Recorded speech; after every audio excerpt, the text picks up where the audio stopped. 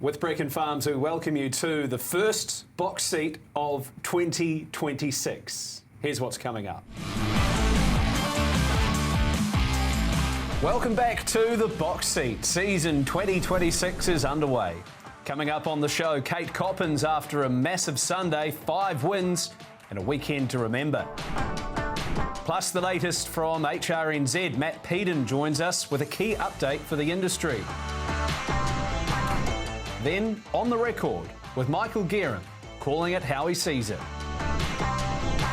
Quick Hitch, fast questions, fast answers, no hanging around.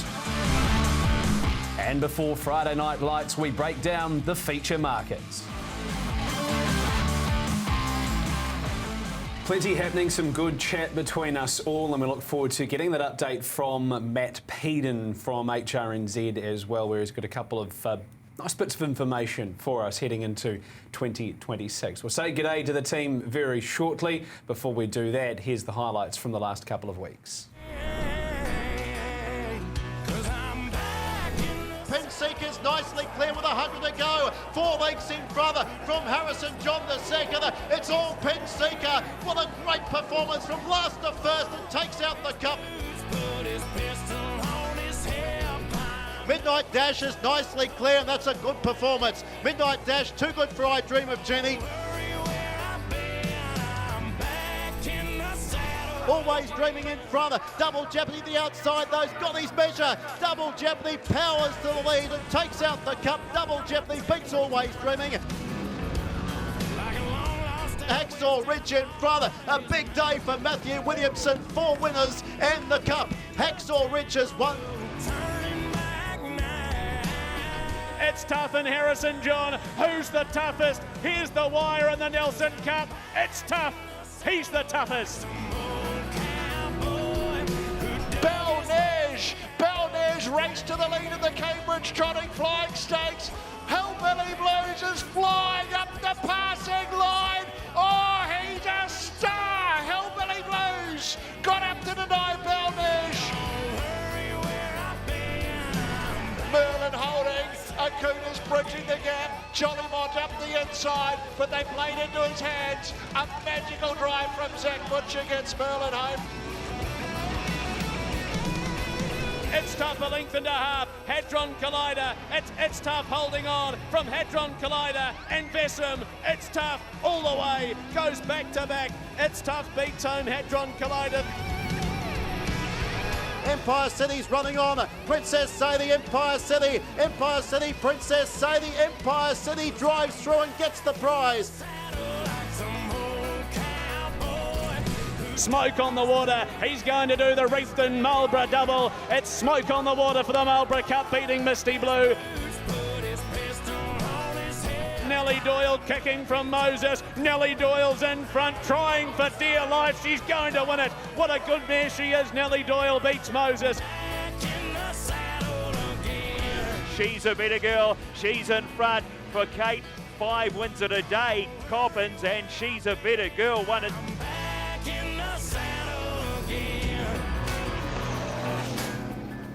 And we will chat to Kate Coppins very shortly here on the box seat and see how she's feeling after what's been a stellar couple of days for her there in the Central Districts. Welcome back, team. Nice to have you back. 2026. We've all made it around the sun for another year. How's the new year treating you, Britt? Really good. Thank you, Matt. Great to be back. It's been, I guess, a month of change. For me, I've seen a lot of new sights, which has been awesome. And I must say that New Zealand does sort of circuit racing better than anywhere. It's a real staple, obviously, for many, and I thoroughly enjoyed it. But it is nice to get back to some sort of normality, back to Addington on Friday night, and we're back here on the box seat and Friday Night Lights from this week as well. My highlight in the last 7 days was the performance of Kingman in the Shepparton Cup on Saturday night. Now 3-zip over Leap to Fame. It's starting to become a changing of the guard? Is it fair to say this was a super performance? They took 2 seconds off the previously held track record by Spirit of St. Louis set a couple of years ago. And I think what was most impressive for me about Kingman's victory was the fact that he did overcome adversity. He got very keen through the middle stages, and watching it live, I thought, well, that has to take something out of him, particularly when Leap to Fame was able to find a sit on his back. But he was able to roar away late, 27-3 the last quarter with the earplugs still in. And we had the rematch 7 days later this Saturday night at Ballarat, where Leap to Fame draws the outside of the front row and Kingman off the second row. And here's hoping they're both at Cambridge in April. When are we going to see them all clash? Republican Party, Swayze, Leap to Fame, Kingman? I think it's liable to be the Hunter Cup, which is February 14. Swayze's staying a little closer to home. So Kingman's now in the running for that $1 million bonus. You have to win 3 of the Country Cups and then the Hunter Cup. So is Bulletproof Boy. He goes to the Ballarat Cup this week. So we're going to see those horses that are chasing the bonus race consistently week to week. We still have the Ballarat Cup, the Cranbourne Cup, the Kilmore Cup. So I don't think we're going to see them all come together until the Hunter Cup, but what a race that's going to be. Some big hitters, Greg, when you hear all of those names together. 3 weeks into 2026, how's it been for you? Yeah, it's been really good, Matthew. Hi to you, Brittany, and everyone at home. Yeah, Kilmore, Cranbourne, both likely for a Cooter and Republican Party, and who else turns up there? It's just an exciting time over there, and they will all get to the Hunter Cup. It'll be awesome. Highlight for me, Smoke on the Water. He just continues to deliver. He won at Westport the second day, he won at Reefton off 45, and then he just pulled to the outside and unfortunately ran past your horse, Matthew, and Misty Blue, who was very brave, but he's doing a magic job, this horse, and so is Matt Purvis, Robbie Close. They get on really well. That's 12 wins. He goes past $200,000, and there's something special and unique about a horse starting off a long mark and being able to round them up in these Country Cup type races. And yeah, he's a real credit to himself, this horse, and he might not be amongst the top echelon in the open class ranks, but he's a damn good horse. I went something very similar to you, Greg, for a very similar reason, and Nellie Doyle, who won on day number 2 at Blenheim. She had a couple of tough runs. Day number 2 at Nelson wasn't easy for her. There was horses getting in her way. Day number 1 at Blenheim, she had a power of work to do, but for her to stick the neck out like she did here on day number 2, a real credit to a very good mare. Tim Trathan has done such a wonderful job for her. Moses had his chance to come off her back and beat her, as he was able to do on day number 1. But to her credit, she put the ears back and she fought hard to the line. Both of those horses had stellar circuits over Nelson and Blenheim, Nellie Doyle and Moses. Great to see them fighting out the finish of that feature trot there on day number 2 out of Blenheim. As promised, we've got Matt Peden joining us here on the box seat. Matt, nice to have your company. Plenty happening at HRNZ. I guess the wheels never really stop turning, but they start to speed up at this time of year. Yeah, hey Matt, thanks for having me on. Yeah, it's been a busy couple of weeks as we got through the circuit racing like Brittany touched on before, but all systems go now as we return to our metro tracks this week and building into some autumn features. Hey Matthew, the recently completed summer circuit, it's still sort of going.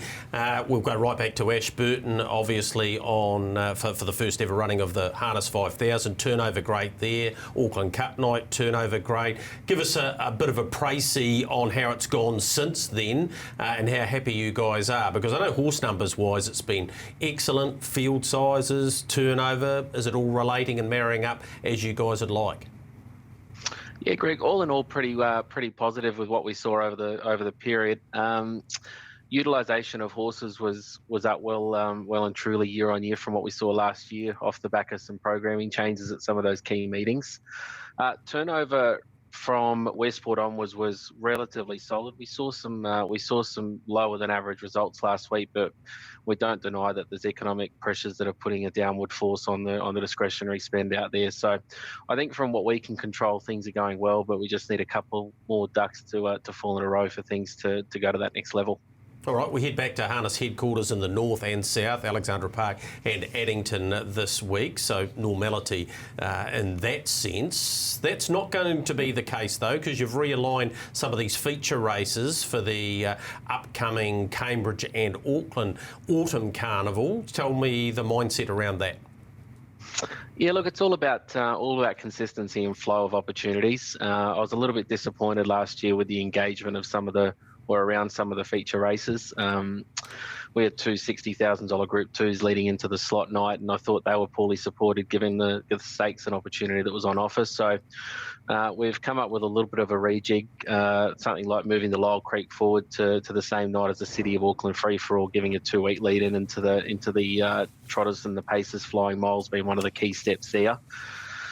Green Lane Cup, traditionally a 2-7 stand, it's gone back to a 1700 pref draw mobile. So giving the opportunity for these better horses not to be off big marks, kicking off their campaigns for the ones that don't venture south. And I guess the key change is once we get after the slot races is a race like the Roy Peden. It's been run in its small amount of runnings as a stand. It goes to a mobile. And what that allows us to do is have a flow of mile into 2-2 into 2700 when they finish up in the Messenger. Interesting changes, and clearly it's good to hear the reasoning behind them, Matt. And I guess the opportunities then for those who are travelling for a race or a trot slot event are there. Was there conversations with Australian connections to see if this would extend their trip? And are you expecting that to be the case either prior or post? There's been quiet conversations, Brett. I wouldn't say it's been definitive that they do it. It's the feedback's been encouraging in a sense that it would make them reconsider what they're able to do with their plans. And I think critically for the Pacers is the fact that all 7 of those opportunities become mobiles now without having stands in there, which are much more appropriate for those Australian horses that don't get to see the stands all that often. I guess one part of the industry which has struggled for the last little while is mares and open class mares races and retaining those sorts in the country when the enticement is to maybe sell overseas. You're going with another, I guess, pathway for them through the early part of the year, and it is going to be a challenge because we've seen quite a few go to the breeding barn. I guess the next wave of 3-year-olds will now into 4-year-olds will step up and assist. Yeah, and that was one of my key challenges I set myself when I came along 18 months ago.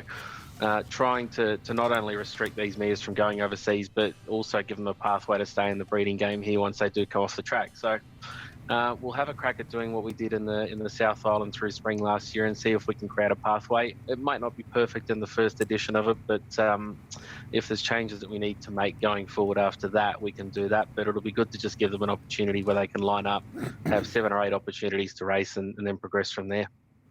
Matthew, Taupo is on the radar. It's very close, actually, and I know it's one that you've been very keen to get sorted, and the positivity around this venue being used on the grass, of course, and I understand the country's leading reinsman, Blair Orange, and I spoke to him about the opportunity to go there. He said, look, I've obviously never driven there before. Why wouldn't I have a go at it? Tell us a little bit about the effort that's gone in there for the Waikato Bay of Plenty Harness Racing Club to be racing at this venue. Yeah, Greg, it's been 15 months in the making. It's an area we don't often race. Credit to NZTR and to the Taupo Racing Club as well for working with us to try and accommodate what we're trying to do. Being Auckland Anniversary Weekend, I'm told there's around about 80,000 people in the town for that weekend. So the way I look at it, if we can tap into 5% of that population and get 4,000 to the races that might not ordinarily see harness racing, then that can only be a positive. And early signs with nominations, which close tomorrow, are tremendous. We're just under 100, so we've got field limits of 10 just for the safety limits. So if we could have 10 races of 10 quality fields, then I'd be stoked. Speaking of grass track racing in the north, Matt, I spotted the next gen colours in action once again with Crystal Hackett over the last couple of days. I guess this concept, which came to life early last year, has been a little bit of a sleeper purely because it's been waiting for the time to come for it to reignite again. But here's hoping we're about to see it all come to fruition. Just from a HRNZ perspective, what were the metrics like, and were they in a positive direction of what we're hoping to see in the next 12 months or so? Yeah, Brett, we're still waiting on the final numbers around the ownership increase, but the early signs around that are positive. Thankful for the job that Carter and Crystal both did last year in representing the brand, and again are going to do this year. And we'll run the promotion of the $5,000 winner share, which a young fella won last year, and he's in a full brother to Republican Party. So hopefully that horse can do well, and we can find another good candidate out there to get involved with the sport that we haven't had hands on before. All right, Matt, good information that you've shared with us here on the show. Thanks very much for your time, and here's hoping we can catch up with you soon. Very good. Thanks for having me. Time for us now to join Kate Coppins, who's on the box seat with us after a stellar day up there at Harwater. Kate, from us here at the box seat, we send our congratulations to you. Has it sunken in yet what you were able to pull off? Not really, but I have a whole lot of friends and family that all keep saying how great of an achievement it is, and I can kind of feel it now. It was just didn't think it would ever happen. Congratulations, Kate. Once you got on the roll, they just kept rolling for you. It all kicked off with Jacka Opa, who, of course, your grandma trains. That must have been a special win. Nice performance by that horse up from the south, of course, and won very, very easily. Then you got on I'm All In, obviously the influence of the Michael House team, Forgiveness, BG. There were some pretty special wins there for you on the day, and that smile, well, it's going to take a wee while to wipe that away. Yes, definitely. Jacka Opa was probably my favourite one of all time, just because it was for my nana. And all the other ones, they all obviously helped me get the 5 wins. But yeah, Jacka Opa definitely was the best one. All right, I had a look and did a bit of train spotting. I thought, how many other juniors have driven 5 winners in a day? Well, I found one bloke who's pretty well known on this show and in harness racing by the name of Dunn, being Dexter. Not only did he drive 5 winners on 6 occasions, he drove 6 winners twice at both Blenheim, I think it was, and Invercargill. No, Invercargill and Forbury Park it was. So you've got something to aspire to there, but you're in rare company. D. Dunn has done it on a few occasions. I won't tell you, Kate, how many times he drove 4 winners as well, but it was something quite remarkable. It doesn't register in my brain that I could be in the same boat as Dexter, as I've always looked up to him, and he's one of the greatest, and that's why I still don't believe that I've done it. Yeah, it is an amazing achievement, Kate. Congratulations, and thanks for taking the time to join us. For those who don't know your backstory or are seeing your name a lot more recently, give us the quick version of Kate Coppins in harness racing and how you did become involved. Well, my nana's started it all for us, and then my dad helps her, and I was doing kids karts since I was 10, so I've always been in the harness racing industry. And Dad always wanted me to be a driver, so he kind of pushed me. And once I decided that I did want to be a driver, I went all force, and here I am now. Yeah, it's a wonderful story and great to hear that you have the support of your family. We know that's so important, but it is also important to get recognised by outside trainers, and that's certainly been the case with Michael House. You combined with him for 4 of those 5 victories for that big achievement. To have the support and backing of one of the leading trainers in the country, that must be really exciting. Is it a case of pressure, or does it fill you with more confidence that you're getting these opportunities? Michael is really good to drive for. He sends you out there with no driving instructions. He just tells you drive it how you think. And that's where I think I've gotten better as a driver, just because I can kind of experiment with what I can do out there. And having also Anna, she's a big help to me. She puts me on some really nice horses that I get to drive, and it's a completely different experience driving those big ones at Auckland and at Cambridge. So I can thank them both for getting me where I am too. What's next for you now in 2026? I'd assume when you sat down and maybe wrote a goal or 2 down for the season, winning 5 in a day may not have been a part of it, but now you've achieved that. Is there something else that you're looking forward to or hoping to get towards? Well, I set the goal of hopefully getting my 50 wins this season, which I think I'm on the way to get. But 5 winners in a day was definitely not on the list as one of my goals.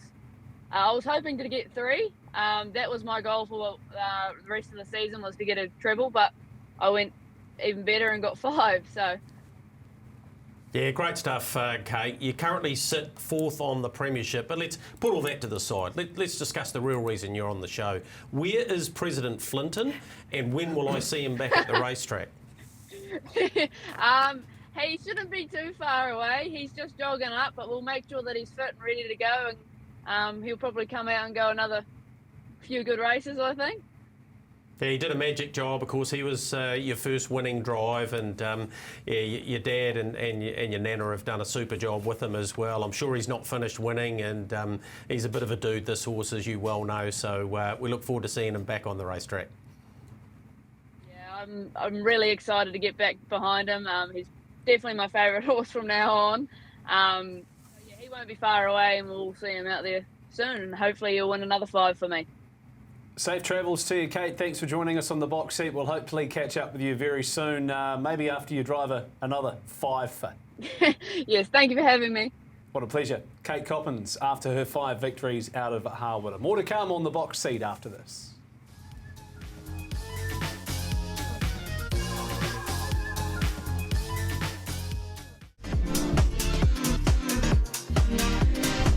This week's performance of the break goes to Pinseeker. Pinseeker came into the Central Otago Cup fresh, relaxed and ready. And when the tempo dropped, Johnny Cox took his chance. The move came early, the response was instant. Pinseeker dropped the bit, took control and put the race to bed in a few strides. From there, it was all class, powering away to a clear Group 3 win. A smart plan, a bold move and a confident finish. Pinseeker at his very best.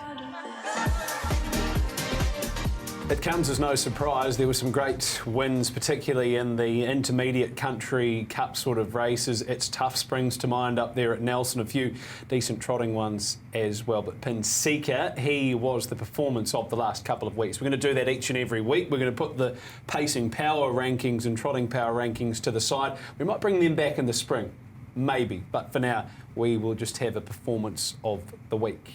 Michael Guerin, a busy man you are at the moment. Great to have you stop in and join us here on the show. How's things? Yeah, hi Matt. Been a busy time. Been lots of fun though. Hi to you, to Greg of course, and to Brittany and everybody watching around the country. My horse, who was the star of the break and the start of 2026, pretty hard to go past Hillbilly Blues. Gee, he's been good. I was lucky enough to get on the wagon a little bit early with him because I just like the shape of him. But first of all, the win in the National Trot, which is, of course, last year. And then going to Cambridge, I thought he was even better. Talking to driver Tony Herlihy tonight. They are most of the way through negotiations to have him in the trot slot race. So they are not buying their own slot with Hillbilly Blues, the horse we see on the inside here, beating the stablemate. But they are very sure they're going to get a slot. So, yep, you can basically put him down as being, all things going well, in the race mat on April the 10th. I think he's very exciting and probably has more upside because he's only just turned 5 than some of the horses we've seen come into the system and look like good horses in the last couple of years. I'm not writing bet and win off yet, but I think that those type of horses now are going to take the place of the Oscars and the Muscle Mountains as best I can tell from what I've seen lately. Now, Michael, we're going to make a new segment, and you're part of it. We're going to give you 2 minutes. Floor's yours, my friend. We're going to call it On the Record, where you can talk about absolutely anything you want. You've got 2 minutes, and we're going to start your way right now. Well, it's a subject very close to my heart, and we spoke about it in the final quick hitch of 2025, our farcical, laughable black type system for those who don't follow along. Of course, black type racing in New Zealand means that if you win a Group 1 or a Group 2 or Group 3 or a listed race in gallops, you get some black type. And it's really, really hard to do. I mean, heaps of people watching this show have had good gallopers who weren't good enough to get black type, and there's going to be a whole bunch of good horses go to Ellerslie for Karaka Millions this week and miss that black type. They will at Riccarton too, and they will at New Plymouth. In harness racing, we've been giving it away, like it's confetti, like it's a joke. Any horse who goes under 2 minutes gets black type, and as everybody watching the show who loves harness racing knows, effectively that's any horse in the country. You could pretty much time trial any competitive pacer in the country and get it black type. We know it's not good enough. For some reason, no one's got off their arse and changed it. Spoke to Andrew Seabrook, who's the Managing Director of New Zealand Bloodstock, who of course runs New Zealand Bloodstock Standardbred about this. He said it isn't good enough. They are the sales company. They're also in charge of printing the catalogues. He said once we get through the next couple of weeks and the yearling sales coming up, which begin at Karaka on February the 14th, we're going to do something about this. And by do something about this, they mean they're going to talk to Harness Racing New Zealand and say, fix this. Or they have the option to fix it because it's their catalogue. They can just wipe all black type out. Say no more black type for your times until you get it right. I don't think they want to go that far. And they shouldn't have to go that far. But you're talking about people who this week are inviting William Haggis to come to New Zealand, are inviting many, many people from Asia and Australia and the Hayes boys and serious people. And you're expecting them then to ignore in 2 or 3 weeks' time the fact that our black type in harness racing is a complete joke and effectively any horse in the country can have it. Seabrook and the people behind him at New Zealand Bloodstock are going to change this if we don't change it. It's just this simple. The next time there is any level of executive meeting at Harness Racing New Zealand, they walk in. They come up with a figure. We said it should be about 155 for paces, 158 for trotters. They do it, they stamp it, they sign it, it's done. We shouldn't be letting anybody else take control of how we run our business, and they shouldn't have to. And it's embarrassing that the sales company is going to try and peddle this rubbish to people in 3 weeks' time, Matt, when every single harness racing person watching this show knows it's not right. Great. Thanks, Michael. We'll be back with you for On The Record in 7 days' time. Time now for Quick Hitch. You know the rules. 20 seconds each. If you talk over, you will be cut off. And we're going to start away with the first of our quick hitches. Britt, you can kick us off. Would our racing be more competitive without the push-down rule? It's an interesting one, Matt, because I think New Zealand is the only jurisdiction that has this rule. Push-out rules transpire in Australia, but not push-down. So for me, it's certainly a new concept. It does probably make it a little hard for second-row runners to hold and maintain their position. They're probably the ones that are disadvantaged for mine. Look, it maybe make it more competitive, but I think it's about right at the moment. It's all about safety as well. I think the rule is in place to help with that situation, and I think it's about right at the moment, Michael. So, yeah, it could make it more competitive, but I don't see the need to change it. No, I agree, Greg. I think at the moment we've got pretty fair and relatively safe racing. It's become a far bigger deal, safe racing, with the heavy metal carts than it used to be with the wicker carts. I think it's a far bigger deal now not to be putting horses in one place or the other.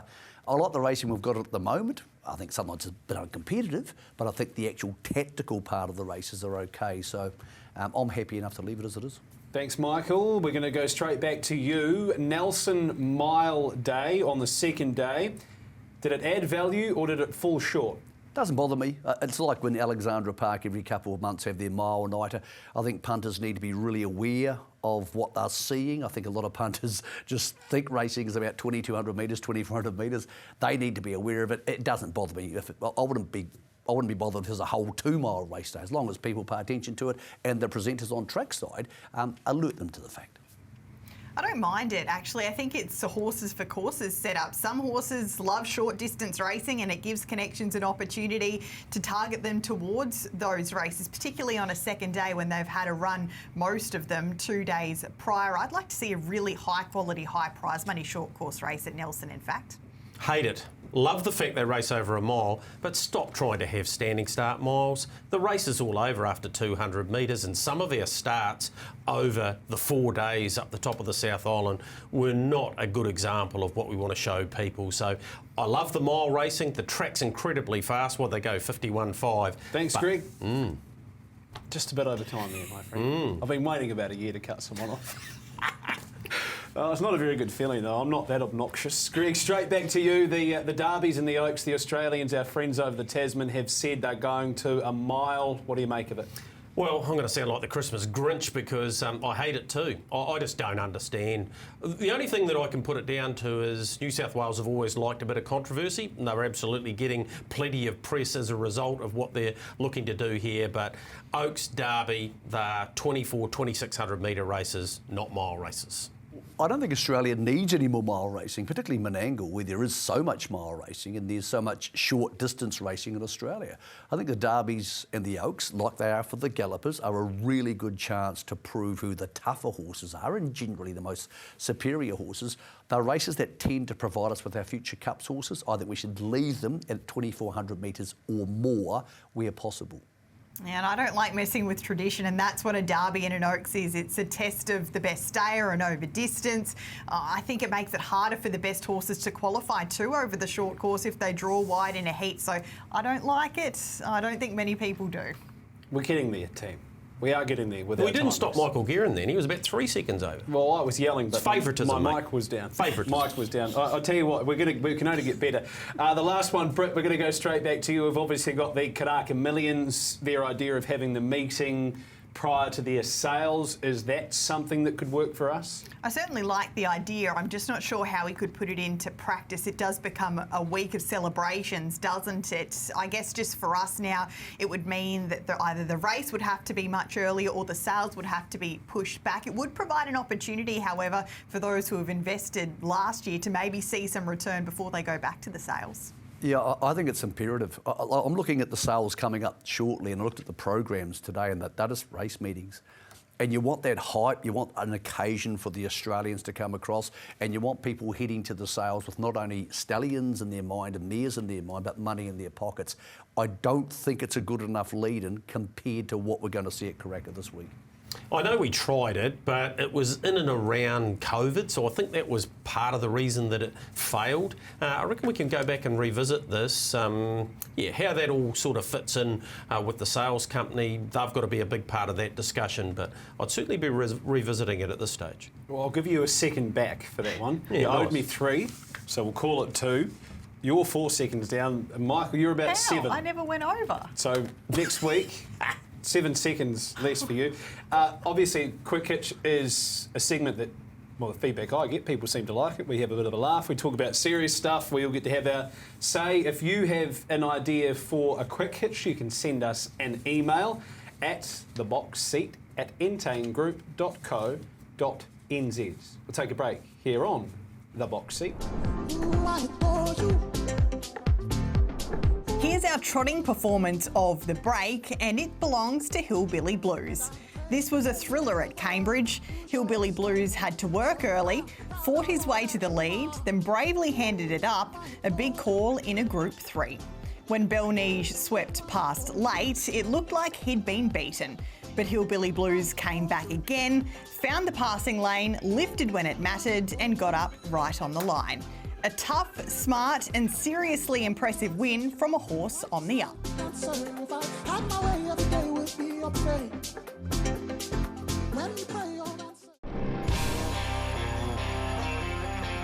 Here's what's coming up this week in harness racing.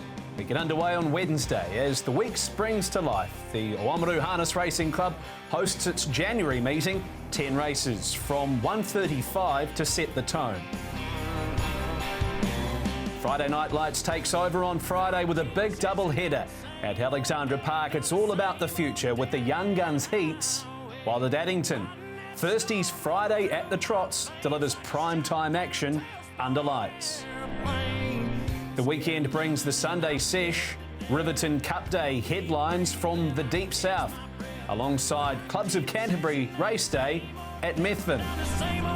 And to close it out, we roll into Monday with something different. Taupo goes on the grass for the first time, with the Waikato Bay of Plenty harness bringing racing to a unique stage. A full week of harness racing, all live, all covered, right here on Trackside 1 and trackside.co.nz. Any idea if there's any track bias at Taupo? Up and in, find mate. out. Up and in. Up and in, you reckon? 10 horse fields. Yeah. I can't wait for it. Should be good fun. Love watching the gallops there.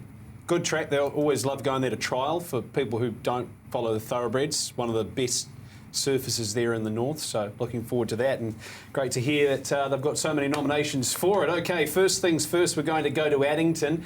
Race number 7, the Tasman Empress Final. This is for horses who competed in the heats up at Nelson, and Debbie Lincoln, Britt, who was quite good on day number 2, parked up on a 152 mile, done a bit of travelling prior to that.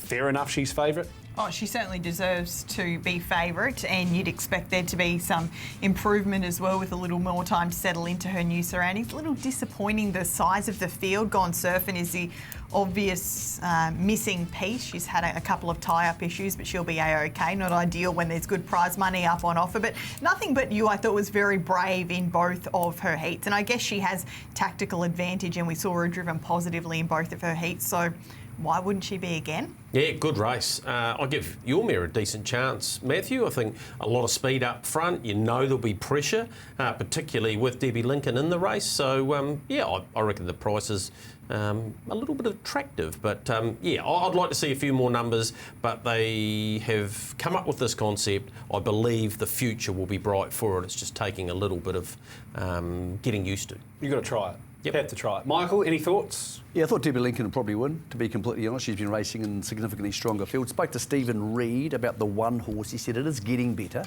and it's strengthening up. So he said, look, it's probably going to be advancing in the next month or two, but like everybody, disappointing with the numbers. But again, there's so much going on.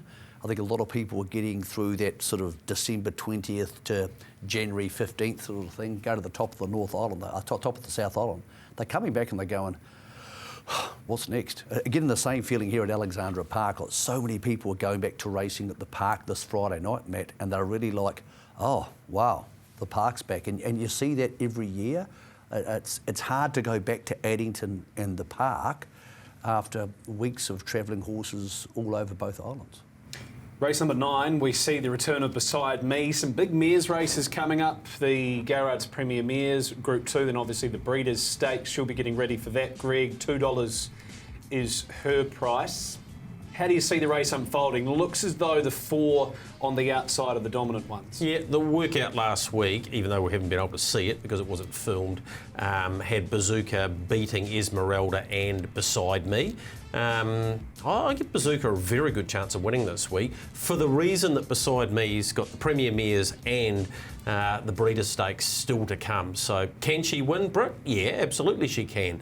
But Bazooka's a pretty fair sort of horse, and don't knock Audacity either. He's got a big motor. Yeah, I have a lot of time for Audacity. He's been great in a few of those cup races on the grass. Just makes it tough off the unruly, but he is a talented type. Great to see Beside Me back. Of course, she, I guess, missed a couple of her big latter season targets, but we know that she's absolutely all class. The blinds go on Bazooka, so I think that's indicative, Michael, of potentially what their plans are with that enigmatic pacer. And great to see My Surfer Girl come down. She's been racing in some really strong company up there in the north. Yeah, she was really good at Group 1 level. Just some information here, which will be on HRNZ on Friday morning, but the box seat listeners get it first. Stephen Reid suggesting to me last night he'll go back at the start on Bazooka. He said, look, we know he's going to end up close to an open class horse, but we can't just keep sending him all the time. He is likely to go back, and Reedman's exact words, he said, I like a bet, I'll be backing him if I can get $4 or $5. Well, you at home can get 4.8 right now. And if you like Beside Me, stick around because we might just have a little bit more meat on the bone for you at the back end of the show. Race number 8 is one of the more open races of the night, the handicap over 2,600 metres, and you've got Royden Muscle who gets in off the front, 360. Greg, what did you make of him at Nelson? He was all the rage day number 1. I thought he was pretty good. Yep, he was pretty good day 1. He wasn't so good day 2. You'd imagine a little bit more time with Bob Butt. He'll improve. Ready, Set, Jet. Racing really well. Britt just keeps, you know what you get with him. You just know he'll probably step, probably find the front. Gee, this is an open go. Would you have a bet? No, I wouldn't, because I've just got no definitive opinion on this race. I like it. Honesty. Would you have a bet? I think I would have an each way bet on Vertigo. I think $16 about her, blinds on, short course standing start race. We know what we're going to get early with her, Michael. So it's that kind of race. If you like one, you're probably going to get value around it, and that's a value for mine. I do like one, and I am getting value. I like Dreams Pat. I think it was a horse who I understand why they went to some of the races they went to, but I also think the races he's been in recently are on tracks where if a horse wants to have a gallop, and he doesn't mind having a gallop, he'll find a reason to. It's just one of those undulating tracks.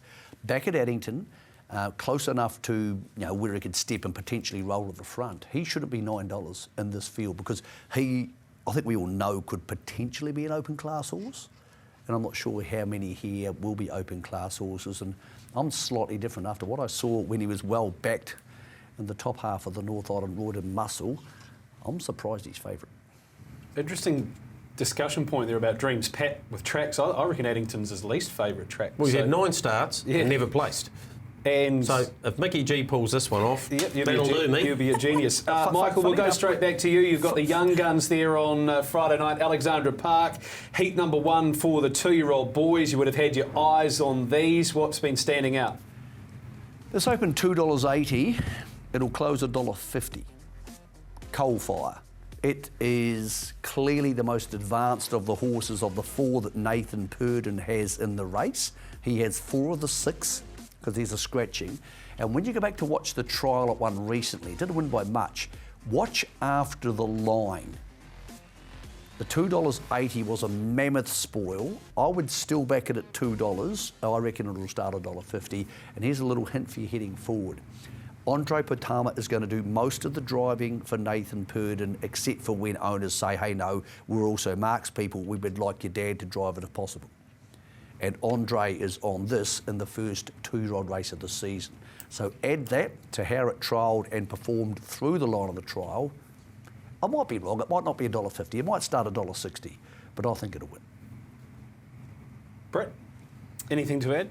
We better get on now by the sounds of it. It sounds as though Michael has a finger right on the pulse there when it comes to those 2-year-olds. Always a tough time of year trying to sort through them. Trials are different to races, but great to see Nathan with 4 in the first 2-year-old race of the season. And that runner, Coalfire, looks a lovely big son of Art Major, so might have a bit of size and a scope on his rivals. Yeah, anything like more to the add? name. Yeah, it's out of a mare called Ember. Loving it. $85,000 they paid at the yearling sales. Love the trial. Yep, I'm with it. Happy enough. Okay, last race there at Alex Park is the 8th. Are we going against Spiritual Bliss? I think so. Really unlucky last time out. Just got pegged away on the fence. And even when sort of half a run down towards the inside became available, she probably didn't really want to take it. She showed much better gate speed at Alex Park when she was able to lead and win there last time out. I guess that Debbie Lincoln form looks pretty good now too. She'll go forward over the short distance. I think that she'll lead and she'll be the one to beat. Michael, these are really competitive races. There's a number of winning chances, but I'm with Britt. I think Spiritual Bliss has the potential to go a lot further than this class. Yeah, and it has natural gate speed in a front line that doesn't have a lot of natural gate speed. By the way, I spoke to Tony Hurley about the 3 horse, who's a really lovely, big, strong horse. And I think he'll win better races than this. But Tony said, look, we took him to the trials, he was okay. He's still learning, we're still learning about him, and he will be better for a run or 2. So just willing to park him to the side, and then sort of Spiritual Bliss kind of picks itself with the gate speed thing. The one horse who's racing really well is Tyson, but I actually don't think he's that well suited by Barrier 1. Speaking of 1, race 1, Michael, nice little trotting field. Lord Popinjay will start off the back mark, walking on sunshine, obviously racing well.